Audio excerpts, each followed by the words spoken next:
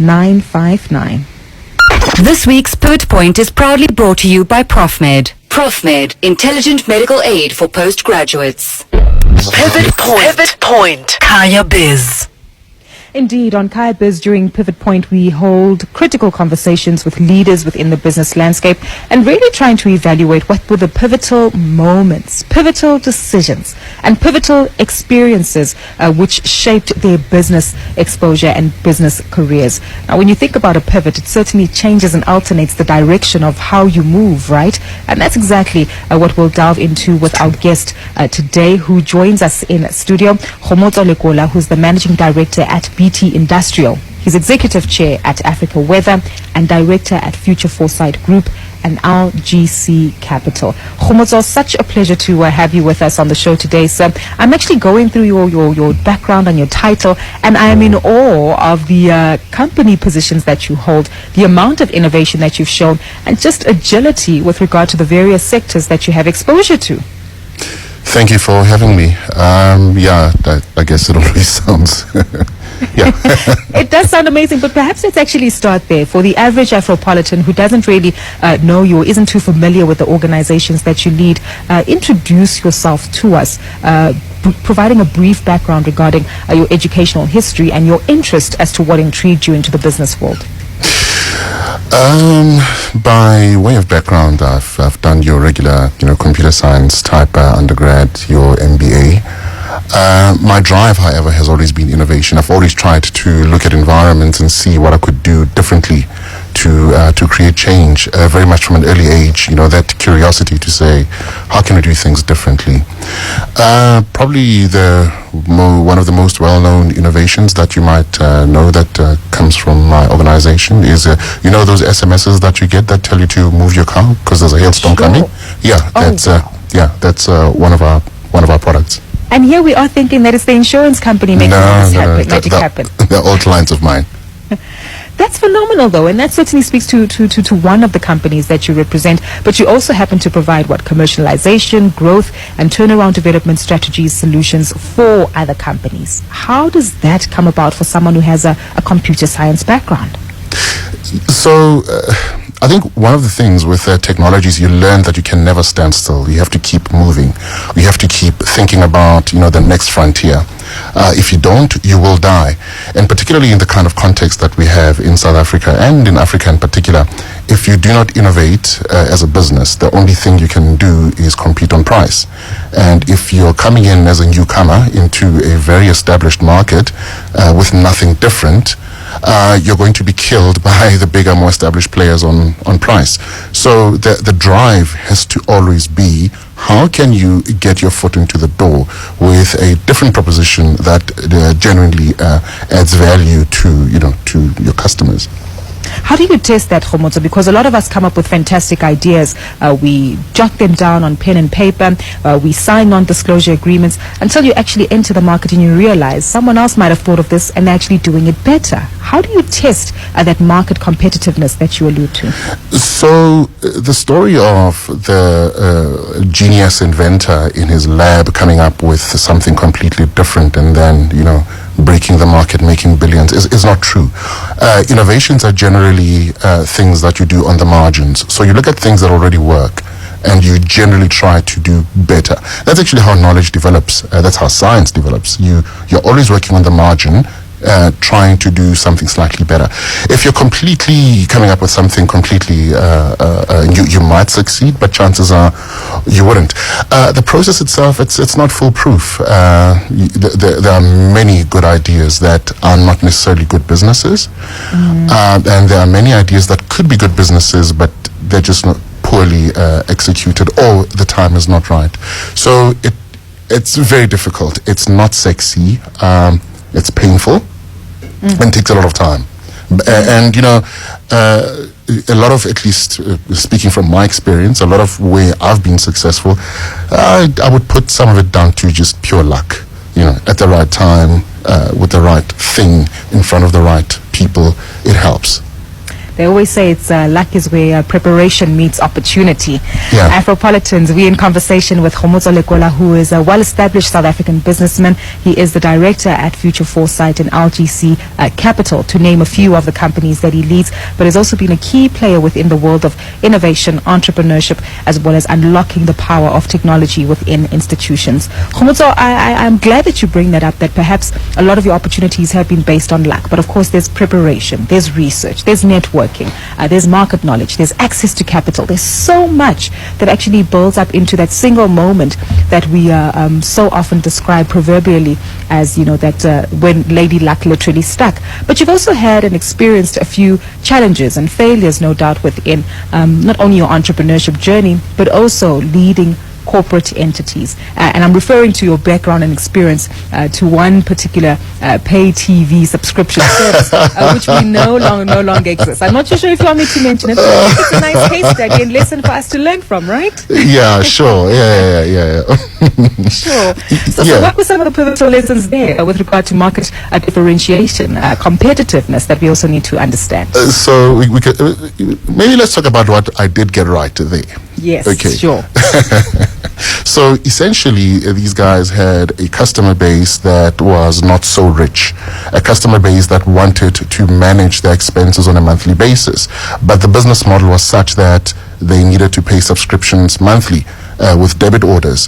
What happened in that particular subscription channel was that at month end, a lot of debits bounced, and the business spent the next 2 weeks very busy in the call center reconnecting people. That wasn't working. So what we did was we came up with I think I speak under correction, but the world's first fully prepaid TV solution that allowed people to go to your FM Bizz, your PEPs, to go buy prepaid cards that they could use to recharge their subscription viewing of TV. Now, that was very successful.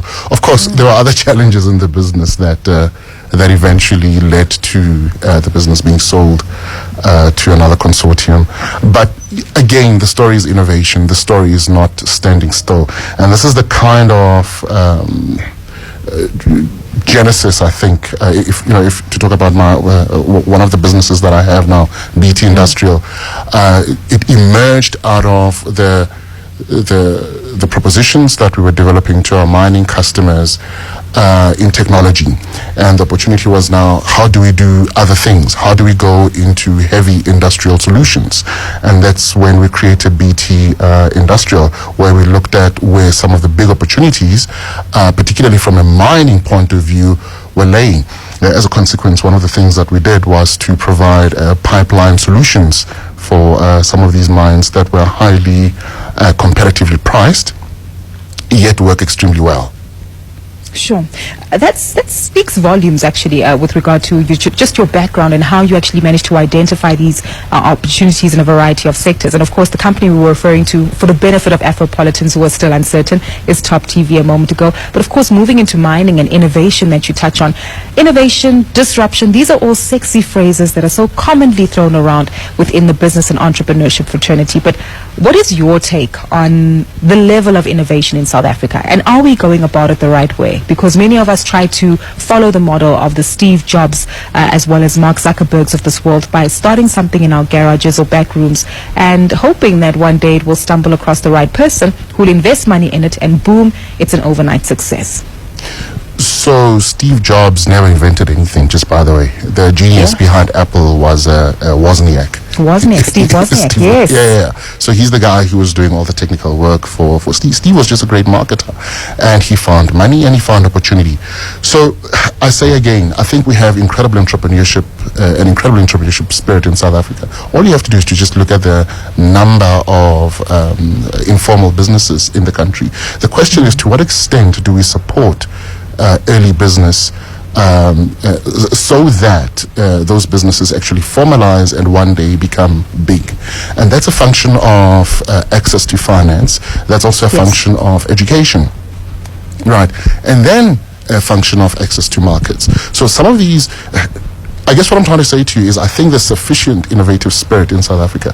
We just have very poor infrastructure to support the level of innovation that we have to turn that into really big businesses. One of the biggest problems that we all have even in my businesses, is access to sufficient cash, money, investment in order to take the next leap. And many of the people that are successful, at least from startup to, let's say, middle range success, they bootstrap. They use their own personal balance sheet and resources to build themselves up. That's the route that I followed as well. True. I'm glad you do touch on that. And of course, building up on the theme that you've highlighted in the conversation earlier, is that as an innovator, as an entrepreneur, you've always sought to use technology in some type of way to provide a competitive edge to your organization. How do we need to tap into that without necessarily getting stuck in the technicalities of technology? Because it doesn't necessarily mean that you need to know how to code in order to allow your customer base to use alternative technological tools to make their services to be a bit easier delivered. I'm assuming the SMS notifications as well that you send, you don't need to understand that technological infrastructure behind it, but you had to have a different kind of thinking to know how to use and access that particular tool. Okay, so correct. The thing, though, is I think it's a complete non-negotiable that in Africa, technology is the frontier. If you're not focused on, if you're not looking at what's happening in technology, at least from my perspective, you are looking at industries of yesterday. You're not looking at tomorrow. And we've been too long at the back of the queue. We need to move to the front of the queue. And the way you do that is by looking at opportunities in technology. And technology doesn't necessarily mean coding. It means knowledge, the acquisition and the development of knowledge, pushing you to the frontiers. If you're not doing that on the African continent, in my view at least, you're not doing the right thing. You're going to struggle. You're going to be at the back of the queue. So that's just the base.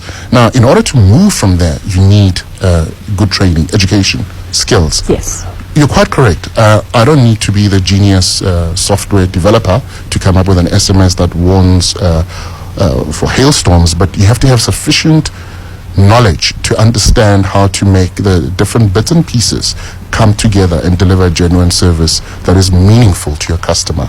So there's a certain watermark of knowledge and training that I think you require in order to develop and move forward. Kgomotso, that's a powerful note for us to leave it on. I think there's so much more knowledge that we can gain from you, and this conversation certainly deserves hours more on end. A big thank you for your time today and participation on the show. That's Kgomotso Lekola, who is Managing Director at BT Industrial, Executive Chair at Africa Weather, and Director at Future 4 Site Group and LGC Capital.